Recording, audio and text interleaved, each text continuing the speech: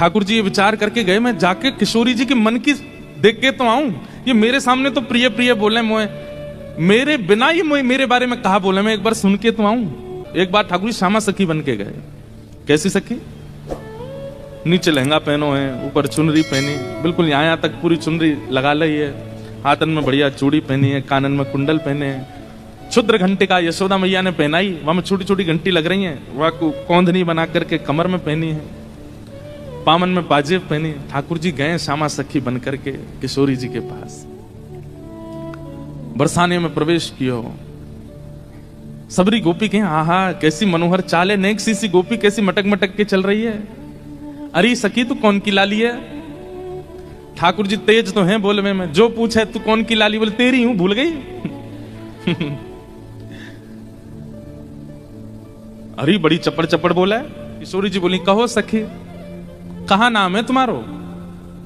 अजी मेरो नाम तो श्यामा सखी है। बताओ कहा बात है? बोली मैं आपसे आज न्याय की याचना करवे आई हूं। मैं रहूं नंदगाम में, और नंदगाम में नंद बाबा के महल के बिल्कुल समीप ही मेरो घर है। तो विशाखा जी बोली तो नंद बाबा के पास जाती न्याय लेवे, तुम बरसाने का आई हो? बोले वहां नहीं मिलेगा, यही मारे तो यहां आई हूं, और बात इतनी गंभीर है कि मैं वृषभानु बाबा ते ना कह सकूं, आप तो ही कहूंगे। किशोरी जी बोली कहो। श्यामा सखी रोने लगी। ठाकुर जी रोने लगे, आंसू ने पहुंचने लगे। अरे मैं कहां बताऊं, कैसे मोहते कहूं, मुख को तो लज्जा आ रही है बतावे में। श्री जी बोली ऐसे मत करो, बताओ बताओ कहा बात है? बोले कल परसों में दही बेक बेक के कायजे जाई रही, इतने में मार्ग में श्याम सुंदर आए गए। किशोरी जी थोड़ी सहम गई, श्याम सुंदर? बोला हाँ। अरे तुमने उनको बड़ी प्रशंसा सुनी है, उनकी बड़ी महिमा सुनी है, पर तुम उनके अंदर की नहीं जानो। मेरे सामने एक शब्द नहीं बोली उनके बारे में। श्यामा सखी बोली पहले तो मैंने संदेह में सुनी कि किशोरी जी को और हमारे नंद के लाला को कछु प्रेम संबंध है, पर आज तो मुंह को ऐसा लग रहा वास्तव में हते। किशोरी जी बोली नहीं नहीं ऐसी कोई बात नहीं है, ये तो सब तुमने ऐसी मन। नहीं नहीं नहीं मुंह को तो लग रही है ऐसा। आप इतनों कैसे जानो वाक्य के बारे में, इतनों कैसे मानो वाक्य के बारे में? किशोरी जी एक बात बताऊं? बोले हाँ। बोले मैं अकेली नहीं हूं शिकायत करने वाली, ऐसी अनेक बैठी हैं।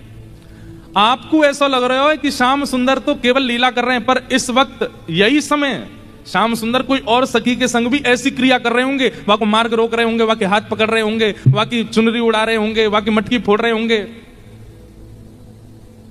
और न्याय विश्वास हो गए। आपको अगर बहुत प्रेम है तो आप श्याम सुंदर को पुकार के देख लो, यदि वो आ जाएं तो मैं मान जाऊंगी। आमेंगे ही नहीं। ठाकुर जी कह रहे हैं मैं तो सामने ही खड़ा हूं, मैं कैसे आऊंगा?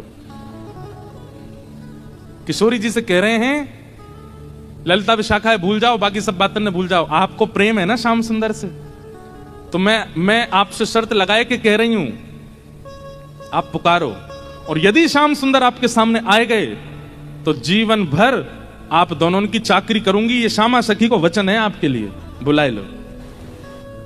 किशोरी जी बोली देख मोते मत बोले, मैं जानू, मुझको प्रबल विश्वास है कि श्याम सुंदर आ जाएंगे, मैं बस टेर लगाऊंगी और दौड़े दौड़े आएंगे। श्यामा सखी बोली आज है जाए ना, बुलाए के देख लो आ जाए कि नहीं। किशोरी जी तुरंत नेत्र बंद करके बैठी, नेत्र बंद करके किशोरी जी स्मरण कर रही हैं श्याम सुंदर को, और जब कह रही हैं कि हे श्याम सुंदर मैं तो आपकी दासी हूं, जबकि ये बात गलत है। ठाकुर जी दास मानते हैं अपने आप को किशोरी जी के चरणों का, लेकिन आज किशोरी जी ने वास्तव में तो बात यह है कि जैसे ही नेत्र बंद किए हैं किशोरी जी ने और स्मरण करना प्रारंभ किया, कहां है श्याम सुंदर, कहां है मेरे प्राणनाथ, कहां है मेरे जीवन धन, तो जैसे किशोरी जी ने नेत्र बंद करके स्मरण किया तो किशोरी जी पूरे ब्रजमंडल में भ्रमण कर आई, लेकिन ठाकुर जी नहीं मिले। किशोरी जी बोली हाँ श्याम सुंदर गए कहां, आज मेरे प्राणनाथ गए कहां? और ध्यान लगा करके देखो, श्याम सुंदर किसी गिरी कुंज में तो नहीं बैठे, कहीं यमुना तट पे तो नहीं बैठे, कहीं दूर तो नहीं चले गए, दिख क्यों नहीं रहे हैं? और तभी किशोरी जी को ढूंढते ढूंढते ढूंढते दिखाई दियो बरसानो भवन। किशोरी जी कह रही है बरसानो भवन क्यों दिख रहा है? तभी किशोरी जी को दिखाई दियो अपनो ही निकुंज, ये मेरो निकुंज कहीं को दिखाई दे रहा है। अरे अरे कहीं ऐसा तो नहीं श्याम सुंदर यहीं कहीं छुप करके बैठे हैं? और मन में ध्यान से देखो तो किशोरी जी को अपनो ही अंतःपुर दिखाई देने लगो। किशोरी जी बोली मेरे अंतःपुर में तो केवल ललिता है, विशाखा है, मैं हूं और श्यामा सखी, और ध्यान लगा करके देखो तो क्षुद्र घंटिका दिखाई देने लगी जो श्यामा सखी ने पहन रखी है। किशोरी जी बोली ये क्या क्षुद्र घंटिका, ये तो मैंने अभी कहीं, अरे ये तो श्यामा सखी की कमर पे देखी। और जब और ध्यान लगा करके देखो तो घूंघट के भीतर कमल नैन मटक रहे हैं, इधर उधर आंख मटका रहे हैं। तुरंत किशोरी जी ने नेत्र खोल करके कही, श्याम सुंदर आप तो सामने ही खड़े हो। और जैसे ये बात कही ललिता विशाखा दौड़ करके कहां है कहां है कहां, बोले यही श्यामा सखी, पकड़ो याकू। ठाकुर जी दौड़ने लगे वहां से, इतने में ही पकड़ ली और पकड़ करके जैसे ही चुनरी उतारी, आहा श्याम सुंदर तो सामने ही खड़े। कैसा प्रेम है ये प्रेम, इसको आप संसार में घटा ही नहीं सकते हो। अब तो ललिता विशाखा पकड़ करके खड़ी हैं और ठाकुर जी की ऐसी बेणी, आहा अंदर बिंदी लगा करके आए, काजल लंबो लंबो खींच के आए, अपने घुंघराले केशन की बढ़िया बेणी गूंथ करके जैसे कोई छोरी तैयार हुए ऐसे बन के आए।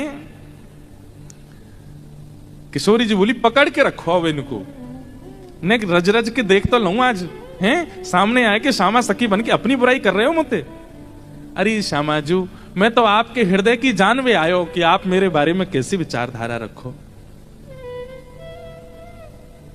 मेरे बारे में आपके हृदय में कैसे भाव हैं। किशोरी जी बोली तो कहा सुनो आपने कैसे भाव हैं। बोले मुंह को ऐसा लगो कर दो कि मुंह से ज्यादा प्रेम कोई ना कर सके या संसार में, पर हे श्यामाजू आज आपके प्रेम के भाव पर तो मैं भी बिक गयो। आपको प्रेम तो अटूट है। अरे आप तो ऐसी हैं कि आप बैठी कहीं भी हो लेकिन आपके चिंतन में सदा मैं विराजमान रहूं। मैं कहां जाऊं, कहां करूं, कहां खाऊं, कहां पीऊं, कैसे आऊं, आपको सब पता है। किशोरी जी ने कही आज एक काम करो, बोले कहा द्वार सब बंद कर दो, चटकनी लगा दो, आज जान नहीं देंगे इनको, आज यहीं बैठाओ। बड़ी श्यामा सखी बन के आई हो, इधर आओ। ठाकुर जो अरे श्यामाजू मैं आपके चरणन को पूजूं, आपके हाथ जोड़ रहा हूं, मुझको छोड़ दो। बोले ना आज तो याकू नई दुल्हन बना के यशोदा के पास ले चलेंगे और यशोदा जी से कहेंगे देखो हमारे गांव की एक नई दुल्हन आई है, अभी अभी ब्याह भयो, याकू आशीर्वाद दे दो। और जब यशोदा मैया अपने लाला को चिर सौभाग्यवती जब आशीर्वाद देंगे तब आवेगा आनंद। किशोरी जी आपसे हाथ जोड़ूं, पाम परूं, ऐसा मत करियो, यशोदा मैया के आगे नाक कट जाएगी मेरी, ऐसे छोरी बनो डोलूं, वो वैसी मेरे पीछे पड़ी रहे। ए लाला ने अपनी चाल सुधार, दूर से ऐसा लगा कोई गजगामनी छोरी आ रही है का।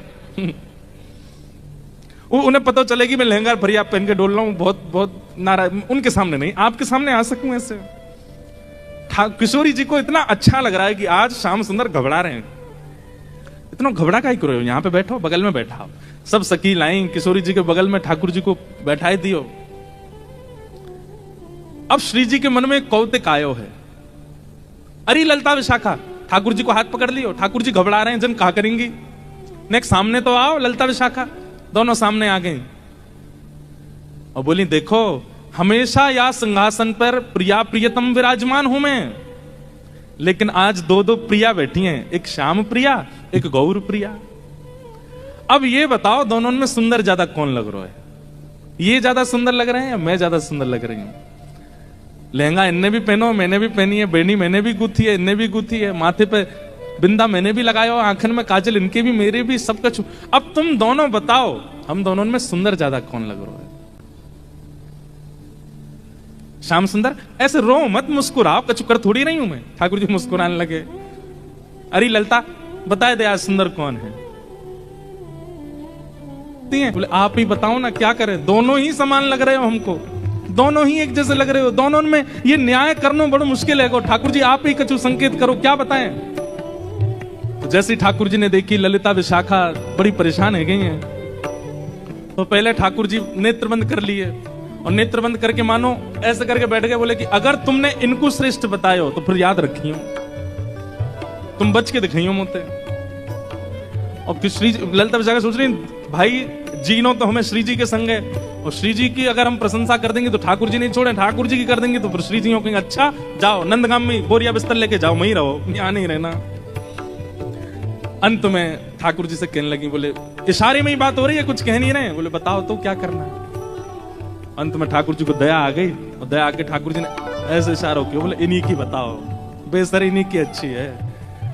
बोले मेरी प्रशंसा कर दोगे मुझे सुख नहीं मिलेगा, इनकी प्रशंसा करोगे ये राजी भी आ जाएंगी, मुझे भी सुख मिलेगा। हाँ, ऐसे प्रिया प्रियतम की मधुर लीला हुई। इसके बाद में यूं कहते हैं कि प्रिया जी इतनी भाग गई किशोरी जी ठाकुर जी के स्वरूप पे, वैसे ही ले गई ठाकुर जी को, नंद भवन, बिल्कुल घूंघट वूंघट लगा करके। और यशोदा मैया तो जाके बोली, हे यशोदा मैया, अरे किशोरी जी कैसे आई आप?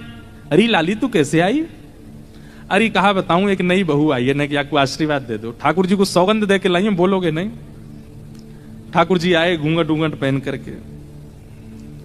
यशोदा मैया बोली, अरे बड़ी सुंदर, देखियो या के पाम हाथ तो बिल्कुल मेरे लाला जैसे लग रहे हैं, सांवरी सी है बिल्कुल। मैया या को आशीष दे दो, या को ब्याह है व्यवहार हो। अच्छा कहां ते ब्याह होगा? बोले बरसाने के गोप ते ब्याह है रो या को। मैया बड़ी निपुण है, खानो बनानो जाने, नाचनो जाने, गानो जाने सब।